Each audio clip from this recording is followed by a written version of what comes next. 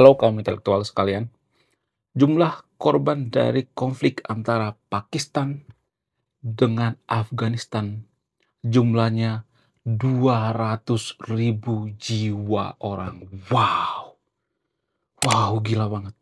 Ya, bayangkan konflik ini sudah menelan korban 200.000 jiwa orang. Gila banget, luar biasa. Nah, yang jadi pertanyaan, kenapa bisa seperti itu? Apa alasannya? Bukankah Afghanistan dengan Pakistan itu satu agama? Kenapa mereka gotok-gotokan? Bukankah Afghanistan itu mayoritas Islam? Sama dengan Pakistan, mayoritas agama Islam. Kenapa sesama Islam sering konflik? Kenapa mereka berkonflik? Bukankah agama Islam itu mengajarkan yang namanya kedamaian? Lalu kenapa mereka gotok-gotokan? Apa alasannya? Bagaimana mungkin ya mereka bisa berdamai dengan agama lain, sedangkan seagama sendiri pun mereka gotok-gotokan, bermusuhan gitu. Apa yang salah? Apakah mereka ini hanya oknum gitu atau emang ini ada pengaruh daripada manual book-nya atau tidak? Dari mana asal muasalnya? Kok bisa seperti itu? Jadi di video ini saya akan kuliti ya. Saya tidak berpihak pada agama tertentu ya. Saya bicara by data. Dan tersahabat kalau mau bantah ya, bantah pakai data ya. Biasakan ngomong pakai data. Kita sebagai kaum intelektual nggak boleh berpihak pada agama tertentu, pada kelompok tertentu, tapi kita berpihak pada kebenaran. Kita berpihak pada data yang jujur atau data yang benar. Kemudian selain itu, ada beberapa fakta unik seputar konflik antara Afghanistan dengan Pakistan ini, di mana konon katanya ataupun orang Afghanistan, konon katanya mereka menggunakan yang namanya barang-barang haram, menjual barang-barang terlarang atau barang-barang haram untuk mendanai yang namanya perang mereka. Wow, gila banget. Dan ini jarang diekspos di media-media yang ada di Konoha ya. Bayangkan ya, Afghanistan itu mau perang mereka menjual yang namanya barang-barang haram sampai segitunya. Wow, luar biasa. Kemudian konon katanya ya dugaannya perang ini didanai oleh Amerika. Warga Konoha sering mengatakan seperti itu ya. Oh, ini karena Amerika. Oh, ini karena Barat. Oh, ini karena sekutu. Oh, ini karena diadu domba. Ini karena pihak ketiga. Ya, ini karena Zionis. Ini karena elit global dan lain sebagainya. Jadi kita itu sangat sering yang namanya menyalahkan pihak ketiga gitu. Kita sangat susah yang namanya bertanggung jawab. Nah, yang jadi pertanyaan, apa fakta unik selanjutnya seputar konflik antara Pakistan dengan Afghanistan ini? Kenapa mereka gotok-gotokan padahal mereka satu agama?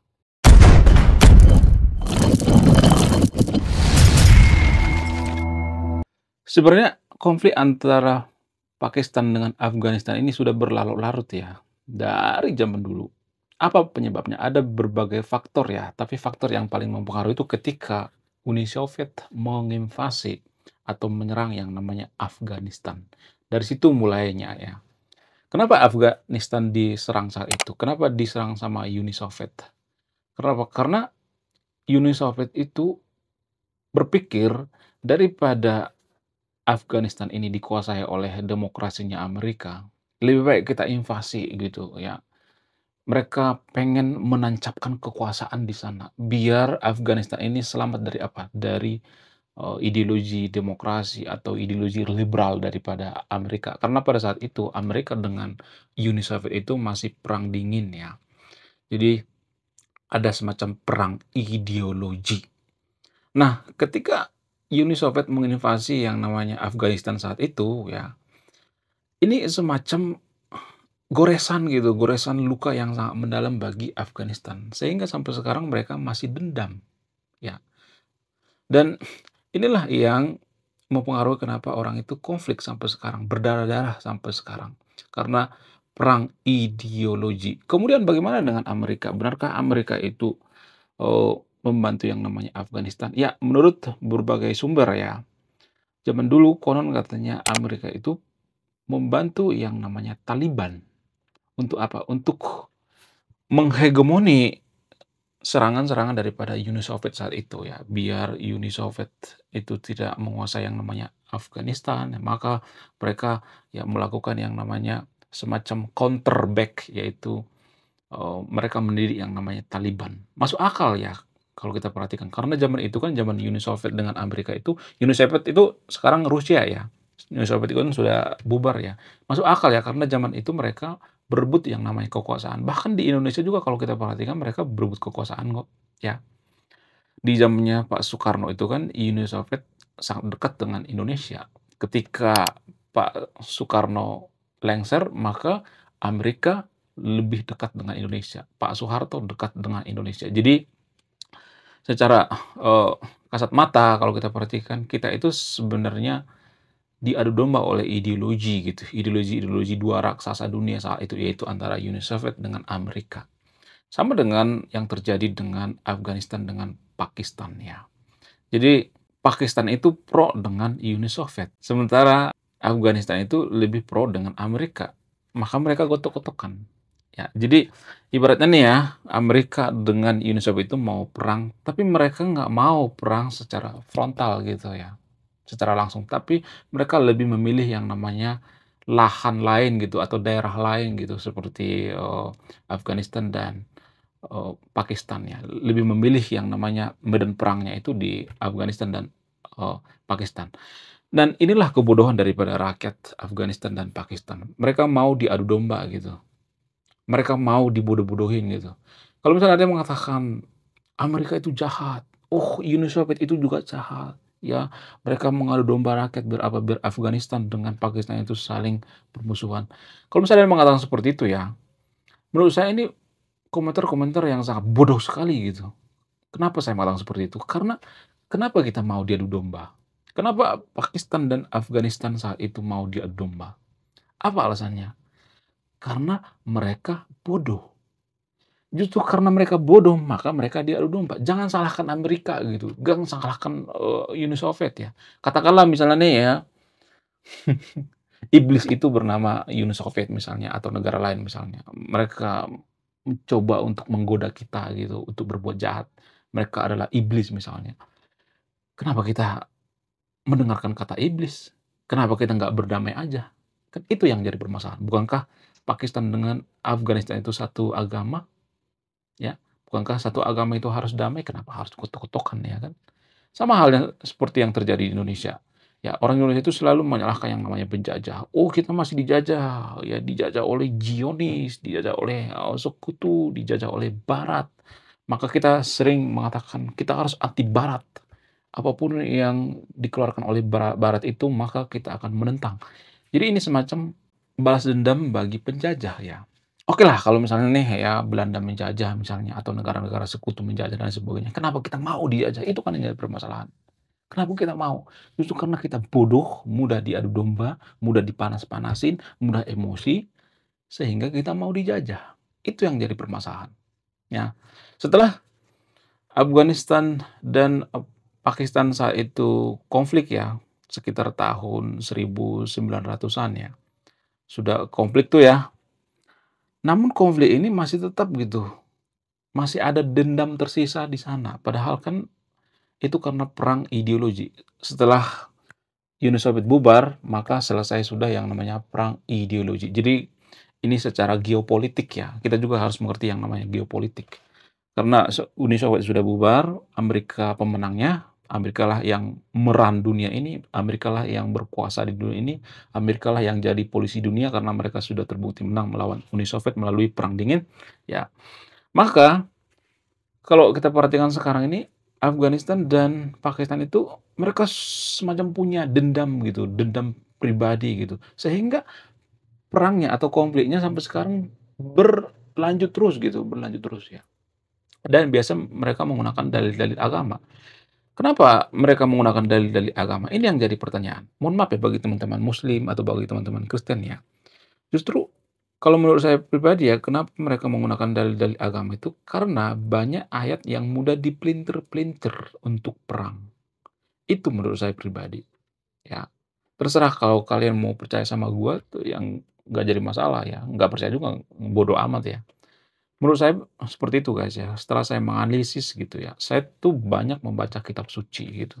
Jadi menurut saya pribadi, kitab suci yang paling mudah dipelintir, yang paling mudah dimanfaatkan ya, yang punya kelemahan itu, mudah dipelintir oleh penjahat itu, biasanya kitab suci agama mayoritas di Konoha. Ya, suka tidak suka, mau nggak mau, kita harus mengaku itu. Saya tidak mengatakan bahwa kitab suci ini sesat, bukan ya. Saya tidak mengatakan bahwa ayat ini sesat, bukan ya. Tapi kenapa ayat ini mudah dipelintir, itu yang jadi permasalahan. Kenapa ayat-ayat ini mudah digunakan untuk kejahatan? Sangat mudah sekali, samar-samar gitu. Jadi di kitab suci agama mayoritas di Quran itu kan ada ayat abu-abu, biasa disebut dengan ayat-ayat setan gitu. Nah, ayat-ayat setan ini kan abu-abu, ranahnya abu-abu. Jadi penafsirannya mudah banget dipelintir. Kalau kita mau berbuat jahat itu ya biasanya ayat-ayat seperti ini sangat mudah dipelintir ya, ayat-ayat untuk, membenci agama lain gitu ya, membenci yang beda aliran dan lain sebagainya. Sangat mudah sekali dipelintir dan ini yang dimanfaatkan oleh kelompok Taliban yang ada di Afghanistan. Mohon maaf ya bagi teman-teman yang nonton video ini ya, teman-teman muslim ya. Jadi kita sebagai kaum intelektual itu kalau nggak bahas seperti ini, maka hal seperti ini akan terjadi di negara kita. Jadi secara tidak langsung saya itu sebagai meng-counter ini semua gitu. Kita sebagai kaum intelektual itu harus mengetahui hal seperti ini. Kenapa di Afghanistan itu sering terjadi perang, konflik dan sebagainya? Kenapa? Karena kaum intelektual mereka itu nggak mau speak up. Mereka didoktrin oleh agama gitu. Mereka mabuk agama. Sehingga kalau ayat-ayat dipelintir sedikit saja mereka akan emosi dan ini yang menimbulkan terjadi perpecahan. Bayangkan satu agama Afghanistan dengan Pakistan itu masih satu agama ya, tapi mereka kutuk-kutukan ya. Berbeda dengan saudara seiman daripada Afghanistan ini yaitu Pakistan. Pakistan ini lebih plural sebenarnya. Kalau di Indonesia itu seperti Muhammadiyah atau NU lah gitu. Ya, lebih plural. Sementara kalau Afghanistan itu lebih ke Wahabi ya. Lebih plural sebenarnya Pakistan ini. Kenapa Pakistan ini lebih plural daripada Afghanistan? Karena dipengaruhi oleh ajaran-ajaran daripada budi pekerti gitu ya. Karena Pakistan itu kan bekas daripada agama Hindu kan. Sama seperti agama Hindu Bali ya. Agama Hindu Bali kan mengajarkan yang namanya budi pekerti ya, mengajarkan yang namanya kebaikan-kebaikan ya. Kemudian di Pakistan juga ada pernah ya orang di sana menganut yang namanya agama Buddha. Sama seperti Indonesia ya. Kenapa Indonesia sekarang ini masih survive gitu? Apa alasannya? Karena akar kita itu ya, nenek moyang kita atau leluhur kita itu sudah ditempa untuk apa? Untuk berbudi pekerti. Makanya kalau kita perhatikan adat Jawa, adat-adat Sunda itu, ya mereka sangat kental dengan nilai-nilai budi pekerti. Cuman saya perhatikan zaman sekarang ini adat ini sudah mulai ditinggalkan ya. Kita ambil contoh misalnya Sunda Wiwitan. Sunda Wiwitan itu mengajarkan yang namanya welas asih, saling mengasihi sesama manusia, saling menyayangi sesama manusia, bukan saling memerangi gitu, bukan saling membenci gitu, bukan saling mengkafirkan gitu, bukan saling menyalahkan satu sama lain, tapi saling mengasihi. Luar biasa ajaran daripada leluhur kita, tapi kita tinggalkan ya demi apa? Demi ya mempertahankan agama yang entah dari mana asalnya, usulnya gitu, lalu kita mabuk agama, lalu kita mudah didoktrin, lalu mudah kita diadu domba gitu, masih satu bangsa, masih satu Nusantara, tapi kita mudah diadu domba. Itulah yang terjadi di Afghanistan dengan Pakistan. Masih satu agama, masih satu aliran, tapi mereka mudah diadu domba. Ya, Pakistan itu lebih plural sebenarnya, lebih manusiawi sebenarnya. Cuman karena mereka itu ditunggangi oleh Soviet ya, maka mereka sekarang ini konflik. Pakistan itu, ya kalau saya perhatikan itu ada bekas-bekas daripada ajaran Buddha dan ajaran Hindu. Sehingga apa? Sehingga mereka itu lebih menghargai yang namanya kemanusiaan. Bukan berarti saya berpihak pada Pakistan ya. Sama aja sebenarnya Pakistan sama Afghanistan ya. Yang namanya satu agama mereka gotong-gotongan kan nggak bagus ya. Kenapa mereka nggak damai aja? Bayangkan jumlah korbannya itu 200.000 jiwa guys. Dan jumlah yang paling banyak korban berjatuhan itu adalah pihak daripada Afghanistan. Saya juga nggak tahu kenapa Afghanistan ini lebih banyak korbannya gitu. Ya, apakah mereka kurang dalam strategi dalam berperang? Kalau saya perhatikan tuh, ya Afghanistan lah yang paling banyak korbannya. Kemudian yang aneh daripada konflik ini adalah mereka menjual yang namanya barang-barang terlarang ya.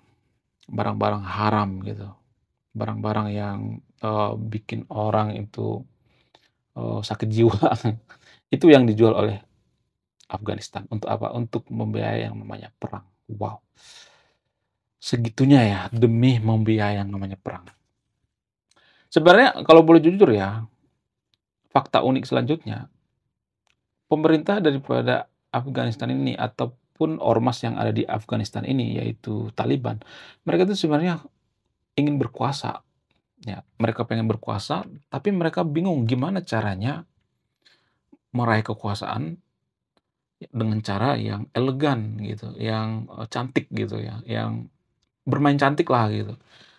Mereka menggunakan apa? Menggunakan dalil-dalil ayat kitab suci biasanya, ya. Mereka menggunakan agama, mereka menghubungkan dengan agama. Sehingga ya orang-orang yang mabuk agama, yang IQ-nya setara dengan gorila, mereka mau gitu dipanas-panasin gitu, mereka mau ikut-ikutan gitu, sehingga terjadi yang namanya konflik.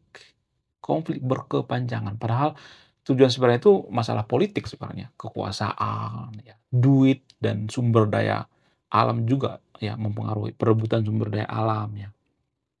Jadi di sisi lain kalau saya perhatikan, Pakistan juga seperti itu. Pakistan tuh takut ya dengan India. Jadi Pakistan tuh berpikir kalau misalnya nih ya, India dengan Afghanistan ini, berkongsi ya, mereka bersekutu melawan yang namanya Afghanistan, maka melawan yang namanya Pakistan, maka Pakistan ini takut ya. Kalau saya nanti diserang, saya kan posisinya dijepit tuh ya antara India dengan Afghanistan. Maka mereka melakukan yang namanya semacam pembelaan ya. Sehingga korban daripada Pakistan ini lebih sedikit sebenarnya daripada korban Afghanistan ya, kalau saya perhatikan. Namun ya, kalau saya analisis lebih lanjut lagi ya secara geopolitik, sebenarnya Afghanistan itu takut sama Pakistan. Karena apa? Karena mereka punya senjata yang sangat luar biasa bernama nuklir ya. Ini yang ditakuti oleh Afghanistan sebenarnya. Sangat ditakuti oleh negara lain. Dari mana mereka mendapatkan nuklir ini? Daripada India. Ya, ketika India masih, bagian daripada sekutu kan, bagian daripada sekutu Inggris ya, sekutu daripada Amerika, dari situ mereka mendapatkan yang namanya nuklir ini ya. Jadi pemegang hak nuklir itu Pakistan itu masuk guys ya. Jadi hati-hati dengan Pakistan ya. Tapi menurut saya pribadi ya, lebih baik damai lah ya, antara Pakistan dengan Afghanistan ya. Ngapain sih satu agama gotok-gotokan ya, iya kan? Satu agamanya sudah gotok-gotokan, gimana dengan yang beda agama gitu? Gimana dengan yang nggak percaya dengan agama gitu? Gimana dengan agama lokal gitu? Ya gimana dengan agama Sunda Wiwitan ya kan? Gimana bergabung dengan agama Kaharingan ya, agama Parmalin dan sebagainya ya. Jadi nggak boleh ya saling memusyrik-musyrikkan satu sama lain gitu, saling mengkafir-kafirin satu satu sama lain ya, apalagi masih satu bangsa, nggak boleh seperti itu guys ya. Jadi kita sebagai kaum intelektual itu kita harus berpikir rasional, jangan mau diadu domba ya. Jangan mau diadu domba oleh, ideologi-ideologi tertentu gitu untuk apa, untuk meraih kekuasaan. Oke, sekian video ini, terima kasih sudah menyimak dan memahami. Saya kaum intelektual, salam rasional.